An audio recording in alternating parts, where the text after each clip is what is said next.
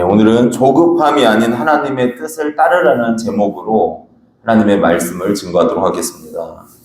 우리가 주님의 돌보심을 믿고 또 믿음으로 승리하는 하루가 되시기를 주님의 이름으로 축복합니다. 오늘 말씀은 아브라함의 아내인 사레가 이제 여종을 통해서 아이를 낳자 이런 장면을 보여주고 있습니다.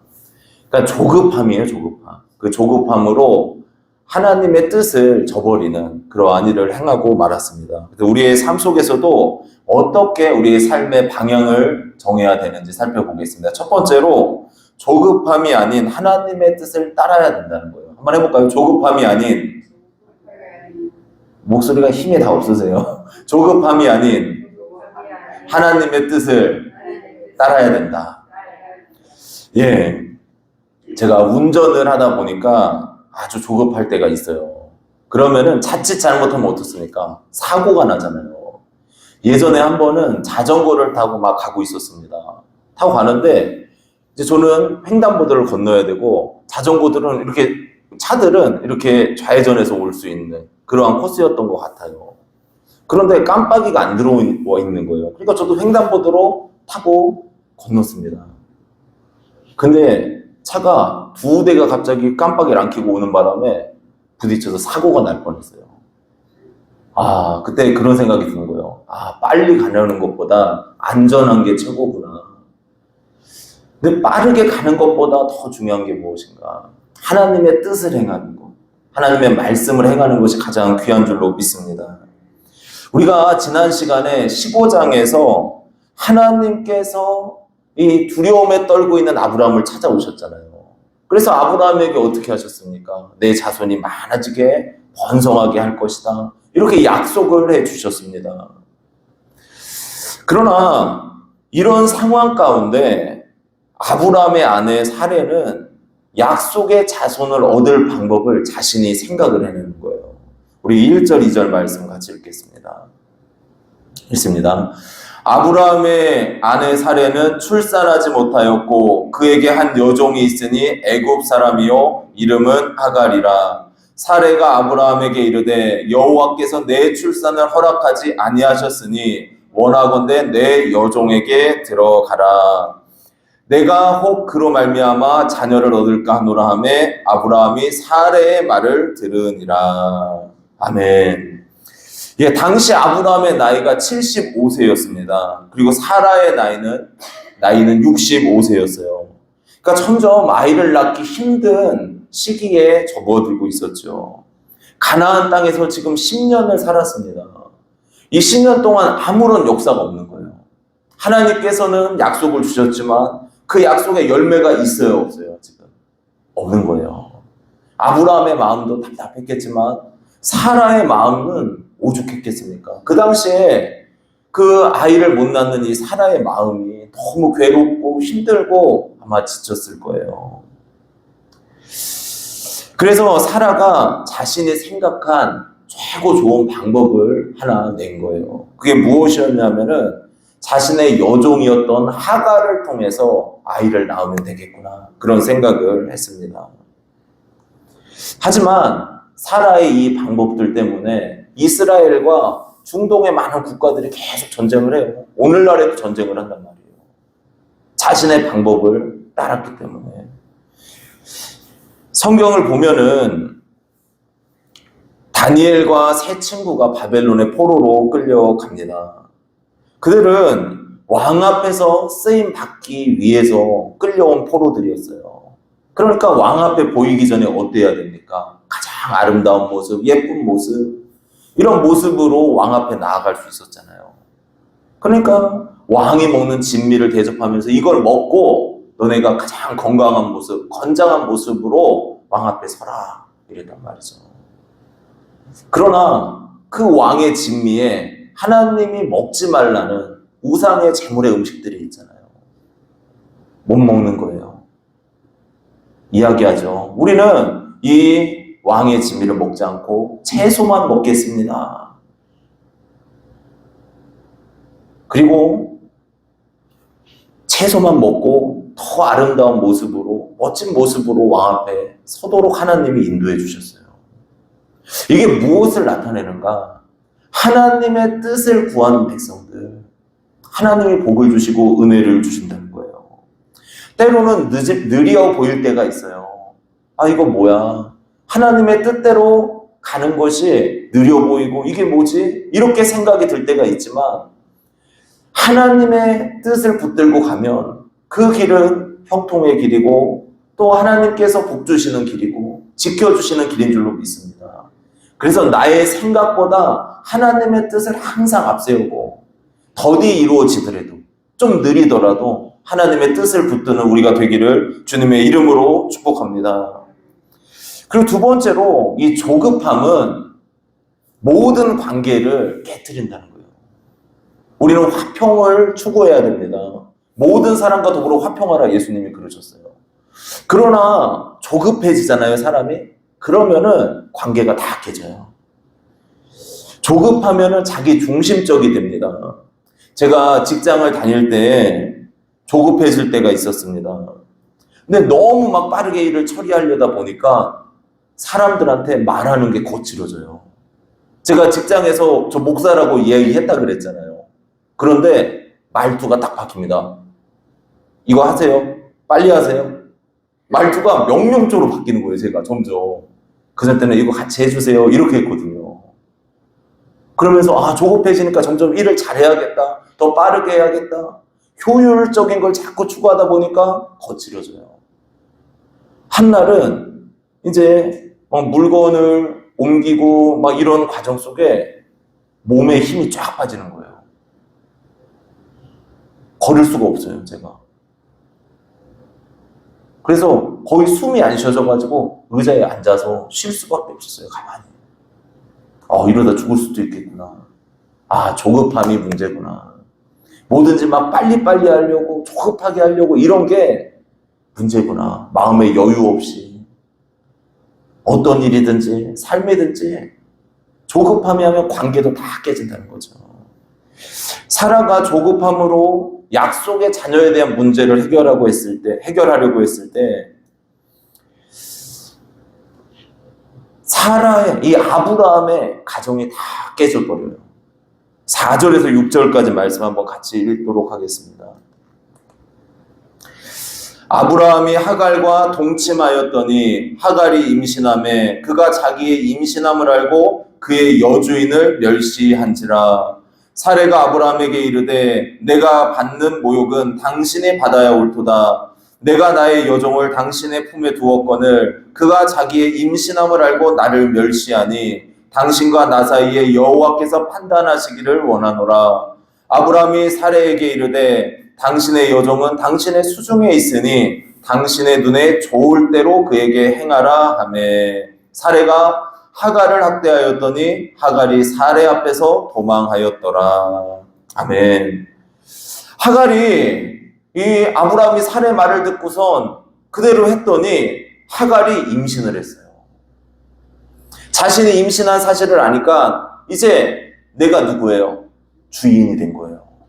그래서 그 여주인이었던 사레를 비난하고 멸시하고 이렇게 했단 말이에요. 사레 입장에서는 자기가 낸 아이디어잖아요. 자기가 생각해낸 거잖아요. 그런데 아브라함한테 이제 갑니다. 아브라함한테 얘기하는 거예요. 아니, 저 여종이 자기 임신한 거 알고 나를 멸시하고 나를 무시한다고.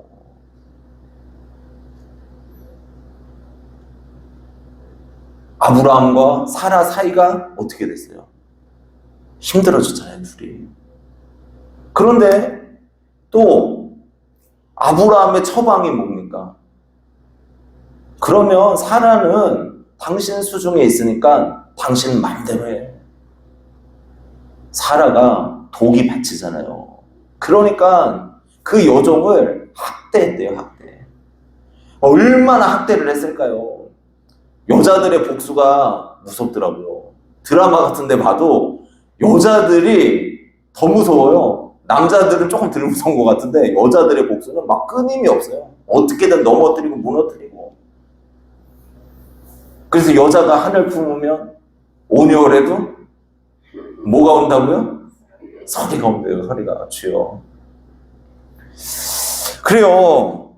사라가 화가 나가지고 하갈을 학대했더니 하갈이 도망가 버렸어요.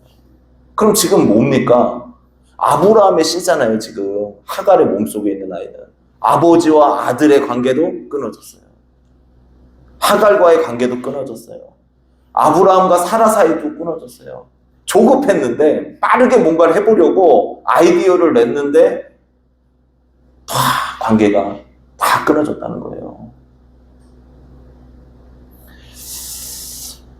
결국 이런 관계가 이스라엘 백성과 그 주변 국가들과의 싸움을 계속 일으키고 있어요, 지금. 이 사무엘상 13장을 보면은 이스라엘과 블레셋의 전쟁이 나옵니다. 이 전쟁을 하기 전에 제사를 드려야 되는데 선지자 사무엘이 늦게 오는 거예요. 그러자 이제 사람들이 막 흩어지기 시작하니까 사울 왕이 선택한 것이 내가 제사 드려야겠다. 사람들 흩어지지 않게 하려고. 하나님께서 허락하시지 않은 거잖아요. 조급하니까 빨리 드리고 사람들을 끌어모아야겠다 이 생각을 한 거예요. 근데 사무엘상 13장 사무엘상을 보면 이렇게 말씀을 합니다. 사무엘이 사울에게 이르되 왕이 망령되이 행하였도다. 왕의 하나님 여호와께서 왕에게 내리신 명령을 지키지 아니하였도다. 그리하였더라면 여호와께서 이스라엘 위에 왕의 나라를 영원히 세우셨을 것이거늘 지금은 왕의 나라가 길지 못할 것이라. 여호와께서 왕에게 명령하신 바를 왕이 지키지 아니하였으므로 여호와께서 그의 마음에 맞는 사람을 구하여 여호와께서 그를 그의 백성의 지도자로 삼으셨느니라. 여기에서 사울은 조급함 때문에 지금 누구와의 관계가 깨진 거예요? 하나님과. 하나님이 사울을 버렸대요. 그리고 다른 왕을 세우겠다는 거잖아요, 지금. 그러니까 조급하니까 인간 관계도 다 깨져요. 막 조급하면은 하나님과의 관계도 깨질 수 있다는 거예요. 그러니까 우리의 마음이 좀 여유로워야 돼요. 넓어져야 돼요. 조급하게 행하지 말고. 다윗은 시련과 고난을 많이 겪었잖아요. 그 과정을 통해서 하나님의 뜻을 붙드는 훈련을 한 거예요. 하나님의 뜻대로 살아야지. 아무리 힘들어도 어려워도 하나님 말씀 붙들면 사는구나. 이거를 다윗이 깨달은 겁니다.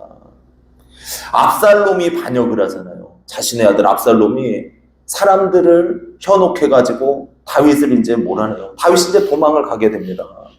근데 그때 시므이라는 사람이 다윗을 저주하는 거예요. 비루한 자요, 비루한 자요 하면서 다윗을 저주하는 겁니다. 그랬더니 그 밑에 병사가 그래요. 당장 저 시므에게 내가 가서 저 목을 베게 하소서. 당장 죽이겠다는 거예요. 그 시므이 하나는 아무리 도망가는 왕이라도 그 밑에 부하들이 있는데 그 시므이 하나 정도는 처리할 수 있잖아요. 근데 그때 다윗이 이렇게 고백을 합니다. 또 다윗이 아비새와 모든 신하들에게 이르되 내 몸에서 난 아들도 내 생명을 해하려 하거든. 하물며 이 베냐민 사람이랴 여호와께서 그에게 명령하신 것이니 그가 저주하게 버려두라. 혹시 여호와께서 나의 원통함을 감찰하시리니 오늘 그 저주 때문에 여호와께서 선으로 내게 갚아주시리라 하고. 야, 다윗 여유롭잖아요. 왕인 자기를 저주해. 도망가는 신세, 또 저주하는 사람까지 있어요. 근데 여유로워요. 그래, 저주하게 내버려둬라. 저 저주 때문에 하나님이 나의 이 상황을 바꾸시고 선하게 나를 이끌어 가시지 않겠냐. 여유롭죠. 다르죠. 조급함 때문에 막 이러는 게 아니고. 그러니까 우리가 믿음의 단련을 받고 연단을 받잖아요. 그러면 사람이 그래도 많이 여유로워져요. 조급함을 많이 내려놓습니다. 하나님이 하시니까, 하나님이 붙들어 주시니까 우리가 이 조급한 마음들을 내려놓고 하나님의 선하심을 구하고 하나님의 은혜를 구하고 또 기다릴 줄 아는 그런 믿음의 삶이 되셔서 하나님께 쓰임받는 믿음의 종들이 되시기를 주님의 이름으로 축복합니다. 그리고 마지막으로 하나님의 위로와 보호하심 가운데 우리가 거해야 돼요. 성도의 삶이 복된 이유는 무엇입니까? 우리가 때로는 다 100% 옳은 선택합니까? 그러지 않잖아요. 때론 잘못된 선택을 할지라도 하나님이 우리를 버려요, 안 버려요? 안 버린다는 거예요. 권사님 자녀가 만약에 선택을 뭔가 잘못했어요. 그러면 그 자녀, 에이구, 이 나쁜 놈, 못난 놈 버릴 거예요? 안 버리잖아요. 절대 안 버린단 말이에요. 근데 하나님도 마찬가지예요. 우리가 선택을 잘못해도 그 보호와 인도하심과 사랑은 여전히 있다는 거예요. 참 이게 놀랍습니다. 누가복음 18장을 보면 우리가 탕자의 비유 얼마나 많이 들었습니까? 아버지가 돌아가시지도 않았는데 유산 물려달라 그래가지고 그래서 가서 막 다 쓰고 허랑방탕하게 쓰고 결국에는 모든 거 다 잃고 돼지 먹는 쥐엄나무 열매나 먹는 신세가 됐잖아요. 먹을 것이 없는 이 불쌍한 아들, 아버지 생각이 나가지고 어떻게 해요? 아버지한테 돌아오잖아요. 더러운 모습으로. 근데 그 아버지는 아들이 잘못된 그냥 선택을 해도 어떻게 했어요? 버려뒀잖아요. 그래, 그대로 해봐. 그러나 그 아들이 회개하고 돌아올 때는 어떻게 했습니까? 가가지고 저 멀리 있는 그 아들을 끌어안고 사랑으로 먹이고 안아주고 보호해 주는 거죠. 사랑을 포기하지 않으시는 거예요. 오늘 이 사라에게 학대받은 하갈이 도망을 칩니다. 얼마나 무섭게 학대를 했으면 이 하갈이 도망을 갔을까요? 광야길로 도망을 갔어요. 그런데 이 하갈을 하나님이 보고 계신 거예요. 하나님이 주목하고 계셔요. 7절, 8절 말씀 같이 읽겠습니다. 여호와의 사자가 광야의 샘물 곧 술길 샘 곁에서 그를 만나 이르되 사라의 여종 하갈아 내가 어디서 왔으며 어디로 가느냐 그가 이르되 나는 내 여주인 사례를 피하여 도망하나이다. 아멘. 여호와의 사자가 나타났대요. 그리고 너 어디로 와서 어디로 도망가고 있냐 물어보시는 거예요. 그러니까 하나님이 지금 여주인을 피해서 도망가는 하라의 모습도 다 감찰하고 계시고 그가 어디로 가 있는지도 다 알고 계시잖아요. 여호와의 사자는 성경에서 예수 그리스도거든요. 하갈을 찾아가신 거예요. 그리고 하갈의 자녀인 이스마엘에게 그 자손이 번성하게 하고 또 하갈의 그 마음에 찢겼던 마음들, 상처받은 마음들도 위로해 주시고 그렇게 이끌어 가셔요. 그러니까 이스마엘이라는 이름도 뭡니까? 하나님께서 들으셨다. 그러니까 하갈이 고통 가운데 빠져서 도망치면서 그 고통에서 부르짖었을 때 하나님이 들으셨다는 거예요. 들으신다는 거. 하나님께서 우리의 모든 고통과 아픔을 아십니다. 그리고 하나님께서 우리에게 먼저 다가오시는 줄로 믿습니다. 우리 13절 말씀 한번 같이 읽도록 하겠습니다. 하갈이 자기에게 이르신 여호와의 이름을 나를 살피시는 하나님이라 하였으니 이는 내가 어떻게 여기서 나를 살피시는 하나님을 배웠는고 함이라. 아멘. 하나님께서 이 하갈을 살펴보셨대요. 지켜주시고 보호해 주신 줄로 믿습니다. 이게 은혜예요. 하나님께서 우리의 삶을 지켜보시고 보호해 주시고 인도해 주시고 우리가 고통 가운데 있을 때 때론 잘못된 선택을 해서 고통받고 있을 때조차도 하나님이 우리를 바라보고 계시고 보살펴 주실 줄로 믿습니다. 이게 은혜입니다. 하나님의 보호예요. 이 1985년에 부산 지하철 사고가 있었습니다. 그때 롯데 자이언츠 야구 선수였던 사람이 버스를 타고 가는 길이었어요.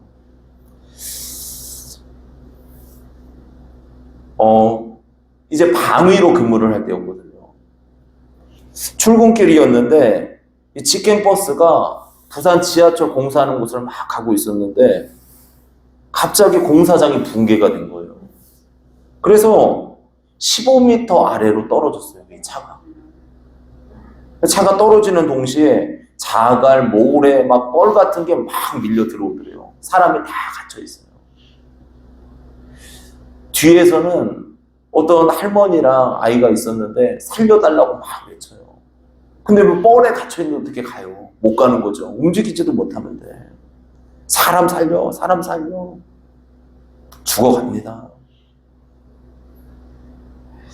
죽음을 눈앞에 두고 이 선수가 어떻게 하냐면 계속 나의 힘이 되신 여호와여, 내가 주를 믿나이다.